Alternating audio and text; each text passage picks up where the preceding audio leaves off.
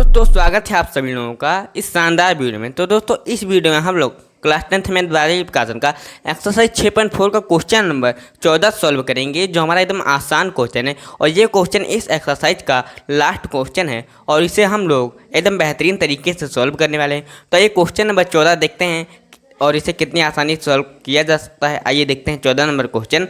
ये क्वेश्चन कह रहा है, यदि -1,3 व 4,-2 को मिलाने वाली रेखा बिंदु A, B से होकर जाती है तो सिद्ध करो कि A + B = 2 होगा।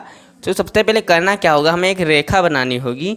ये हो गई रेखा हो गई ये। और इसमें हमें बताया गया है कि ये जो रेखा है ना, -1 और -1,3 व 4,-2 को मिलाती है। ये हो गया -1,3, ये होगा 4,-2। ठीक है, -1,3 और 4,-2। ठीक है, हो गया एकदम आसानी से। ये इन दो बिंदुओं को मिलाने वाली रेखा है। ठीक है, और इसमें क्या कहा गया है, मिलाने वाली रेखा बिंदु A, B से होकर जाती है। तो इस रेखा पर कहीं भी एक बिंदु A, B है। ठीक है, तब क्या हो गया यहाँ पर, ये बिंदु जो हो गए हमारे संरेख हो गए, क्योंकि एक ही रेखा पर स्थित हैं तीनों बिंदु, इसलिए संरेख हो गए। तो यहाँ पर हमारा क्या हो जाएगा, त्रिभुज का क्षेत्रफल 0 हो जाएगा, क्योंकि यहाँ पर कोई त्रिभुज बन नहीं रहा है, इसलिए त्रिभुज का क्षेत्रफल क्या हो जाएगा, 0 हो जाएगा। तो सबसे पहले हम लिखते हैं त्रिभुज का क्षेत्रफल। तो आप लोग जानते हैं, अगर हमें इन तीनों बिंदुओं से मिलने वाले त्रिभुज का क्षेत्रफल ज्ञात करना होता तो हम क्या करते, सबसे पहले लिखते 1/2, फिर हम लगाते ब्रैकेट। सबसे पहले पहला निर्देशांक -1,3, फिर A, B, फिर लिखते हैं 4,-2। अब हमें क्या करना होगा, तीनों निर्देशांक को हमने लिख लिया। जो पहला वाला है उससे हम एक बार फिर लिख लेते हैं -1,3 हो गया। हम ऊपर से नीचे की तरफ गुणा करेंगे, यहाँ पर गुणा करेंगे, क्या हो जाएगा, यहाँ पर 1/2 हो जाएगा। यहाँ पर आप देखें त्रिभुज का क्षेत्रफल कितना हो जाएगा, 0 होगा, क्योंकि यहाँ पर ये संरेख बिंदु है। यह त्रिभुज का क्षेत्रफल 0 होगा, यहाँ पर 1/2 हो जाएगा। -1 और B की गुणा होगी तो कितना आ जाएगा, -B आ जाएगा। प्लस का यहाँ पर A और -2 की गुणा करेंगे, कितना आ जाएगा, -2A आ जाएगा। ठीक है, यहाँ पे 4 और 3 की गुणा होगी 12 आ जाएगा।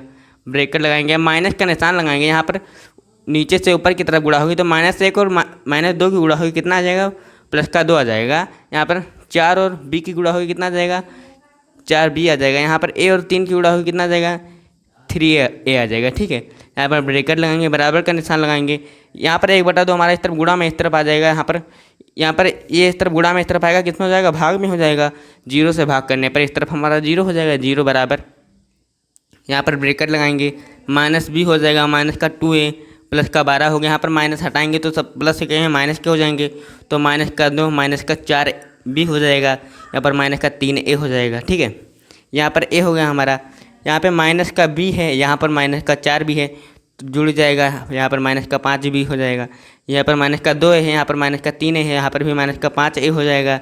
यहाँ पर 12 में से +12 में से -2 को घटाएंगे, +10 आ जाएगा। +10 हमारा इस तरफ प्लस में इस तरफ आएगा, माइनस में हो जाएगा, यहाँ पर 0 होगा।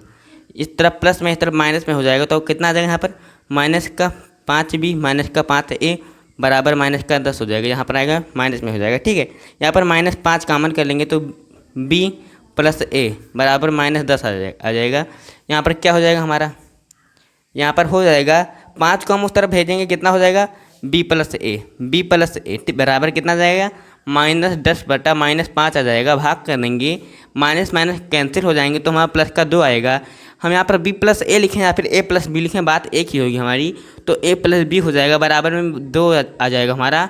क्या हमें सिद्ध करना था, A + B बराबर हमें 2 सिद्ध करना था, तो हमारा सिद्ध हो चुका है। तो क्वेश्चन नंबर जो हमारा 14 है एकदम आसानी से बहुत ही बेहतरीन तरीके से सॉल्व हो चुका है। तो दोस्तों आशा करता हूँ कि आप सभी लोगों को ये 14 नंबर क्वेश्चन समझ में आए होंगे। मिलते हैं अपनी अगली वीडियो में, तब तक के लिए धन्यवाद, टाटा बाय बाय।